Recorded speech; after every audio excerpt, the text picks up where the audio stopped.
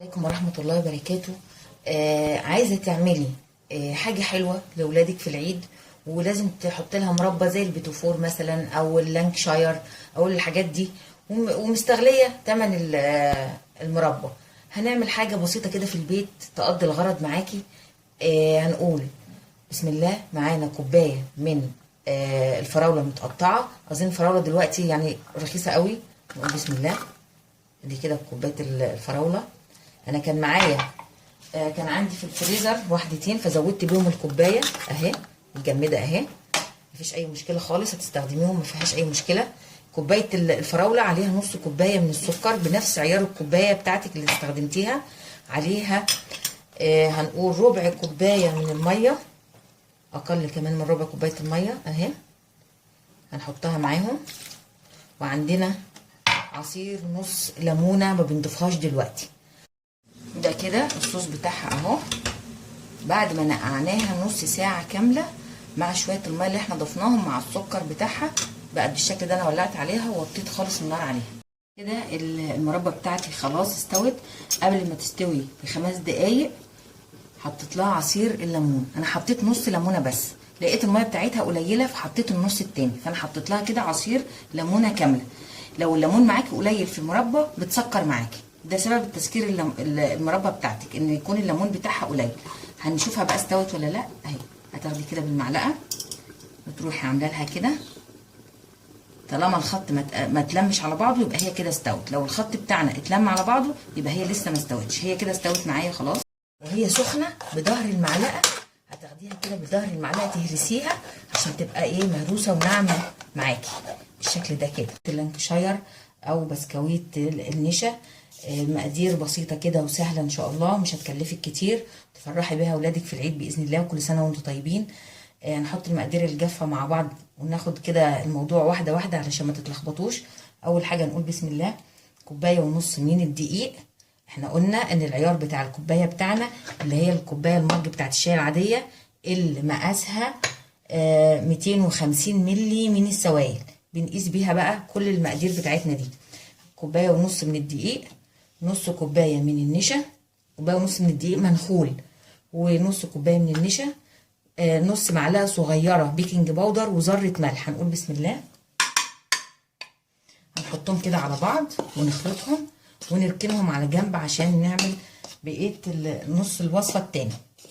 يبقى دي كده المواد الجافه بتاعتنا. كوبايه ونص من الدقيق، نص كوبايه من النشا، نص معلقه صغيره من البيكنج باودر، وذره ملح كده، وهسيبهم ايه على جنب. النص التاني بقى من الخليط اللي انا هستخدمه للبسكويت. كوبايه الا ربع من السمنه ساقعه، وكوبايه الا ربع من السكر، وبضايه، ومعانا فانيليا. يعني هتحطي كيسين فانيليا، هتحطي فانيليا من الازازه اللي هي زي دي، هتحطي شويه منها.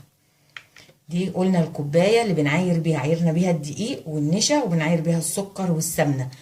الكوبايه دي مج الشاي العادي اللي هي عيارها في السوائل 250 مللي. هنقول بسم الله. هنفضي السكر، كوبايه الا ربع سكر، معاهم كوبايه الا ربع من السمنه الساقعه،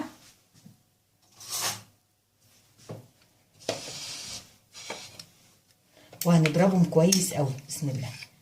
يا اما هنضربهم بمضرب البيض، يا اما هنضربهم هنخلطهم بايدينا احنا. انا هضربهم بالمضرب عشان بس الصوت، ومش هضيف الفانيليا ولا البيضه دلوقتي الا لما اخلط السكر والسمنه كويس جدا. كده الخليط بتاعي بقى كريمي ما شاء الله، ريحته جميله. هنقول بسم الله. هنضيف بقى الدقيق والنشا بتوعنا، بس برضو ناخد حذرنا ان واحده واحده عشان الدقيق بيختلف. ده الدقيق والنشا اللي احنا خلطناهم، وذره الملح، ونص معلقه البيكنج باودر. هنبدا بقى نخلطها. احنا هنلمها كده بايدينا عشان هو طبعا اي نوع بسكويت ما بيتعجنش. هنقول بسم الله. هنلفها بس كده بالراحه عشان نلم بيها ايه الخليط بتاعنا اهي. نحط شويه دقيق كمان، الدقيق والنشا اللي احنا مجهزينهم هنضيفهم واحده واحده. نقول بسم الله بالشكل ده كده.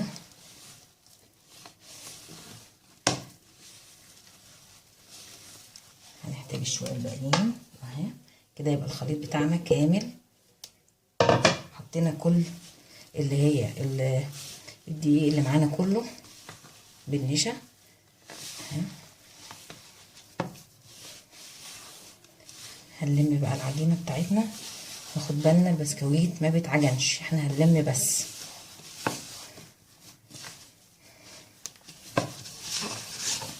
ما شاء الله المقادير مظبوطه بتاعتنا اهي، مش محتاجه اي حاجه تانية. نلم بقى كده.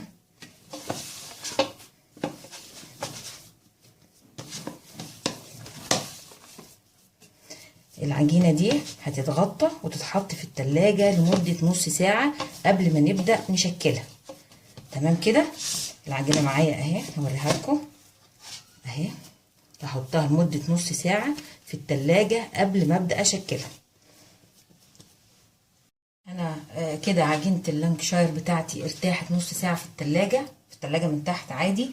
انا ولعت الفرن بتاعي ووطيته خالص عشان يسخن. الصينيه بتاعتي مش مدهونه حاجه. هنقول بسم الله. هنكوره كور صغيره خالص ونسيب بينه وبين بعض مسافه، ومش هنضغط عليه.